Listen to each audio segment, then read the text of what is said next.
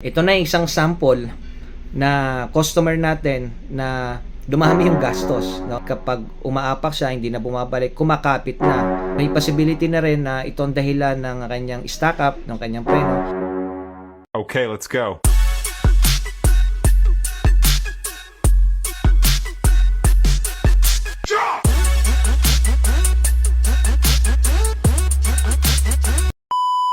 Alam nyo ba na bukod sa pag-change oil, ay may mga bagay din tayo na dapat i-consider pagdating sa preventive maintenance. At isa na dito yung ating tinatawag na brake fluid.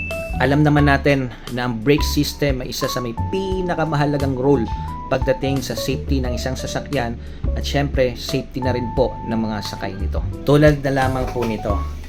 Ito po ang tinatawag na brake caliper. So si brake caliper ay isa sa may pinakamahalagang part sa isang braking system dahil ito po nagsisilbing housing ng ating brake pads. So ito po yung ating sample ng ating brake pads. So itong brake pads po na to ay naka-in place po yan dito, magkabila, ganun din. So magkabila po yan. Kapag ang inyo po fluid ay madumi na, magi-stack up po yan dito sa loob ng kanyang silindro, yan. And then mapapansin nyo, tingnan itong loob na to, ayan, puro siya kalawang na yan, puro dumi. So nung binaba namin ito, nung nilinis namin, ang hirap na tanggalin kasi nga matagal na pong hindi nabubuksan, stack up na kumbaga. So nangyayari kapag stack up, every time na pumipreno ka, may tendency o sometimes hindi na siya bumabalik. Kaya nagkakaroon ng ipit, Pag nagkaroon ng ipit, nangangamoy parang sunog na gulong o nangangamoy yung preno. Yun ang sinasabi nga nila, Amoy preno. Malalaman niyo naman po kapag tumakbo kayo ng malayo and then hawakan niyo po yung inyong mga mugs. Kapag ito ay mainit, possible kapit po ang inyong preno dahil stuck up ang inyong caliper piston. So, bakit ba nangyayari itong stack up na to? Nangyayari po yan kasi hindi po kayo maagap o hindi nyo napapansin na ang inyo pong brake fluid ay sobrang dumi na. So, yung brake fluid po, ang kulay niyan, parang parang kulay na rin po ng ating langis, ng makina. Time will come talaga kapag hindi natin preventive maintenance din yung ating brake fluids, yun po, doon nagkakaroon ng pag-stack up ng ating mga preno. So, paano po ba maiwasan na hindi na po tayo umabot sa pagkasira ng ating mga caliper piston or brake piston tulad nito, yan. Ito po yung isang sample na kinain na siya ng kalawang. So, pag ganito po ang cases, hindi na po namin ina-advise, na ito po ay gamitin muli. Kahit ano pong liha, kahit ano po kasi nga nauka na yung mga parts niya. So, hindi na po ito advisable.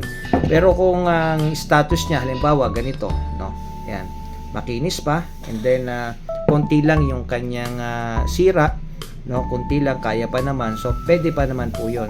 So, yun nga, para maiwasan po yun, na abutin pa kayo ng pagkasira ng ating mga piston ng preno, ay siguro para sa akin po, around 2 to 3 years or 50,000 kilometer ay magpalit na kayo o magpapalit na kayo ng inyong brake fluid.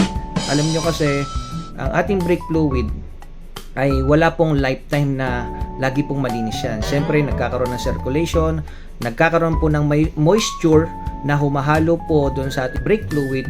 That's why kaya po ito nagdudumi at nangingitim. So yun lang po. Sana meron kayong bagay na natutunan para makaiwas po sa mas intense na gastos tulad dito. Ito, katulad dito, nagpabili na siya ng bagong ganito. Instead na hindi na siya magpapalit nito, nagpalit pa siya. Nagpabili pa tayo ng ganito. So, simple lang naman yan, Kung nakita nyo ang inyong mileage is umabot na ng 50,000, more or less 50,000, ganyan po ang sa akin, sa opinion ko. Pero sa kasa, may kanya-kanyang standard ng iba't ibang kasa. May iba na 20 to 30,000 kilometer, nagpapalit na sila ng kanilang brake fluid. Pero para sa akin, 50,000 kilometer lang nagpapapalit na kami ng brake fluid para nga hindi na madagdagan yung sira ng mga sasakyan. So yun lamang po with that, sana po may naitulong o na ituro kaming tips pagdating sa pagpapalit ng brake fluid upang hindi na dumami pa yung sira ng inyong sasakyan. So maraming salamat po and have a good day po sa inyong lahat. Thank you so much. Land to your fucking head, drop it out for what let you say.